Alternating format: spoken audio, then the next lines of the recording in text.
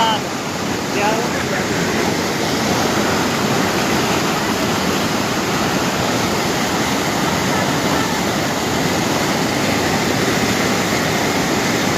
ਇਹ ਨਾ ਬੋਲਵਾਏ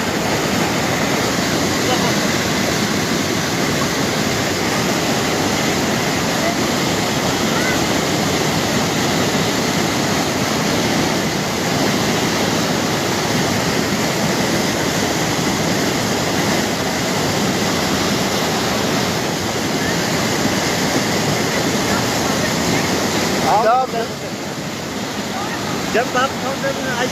कराया ना कराया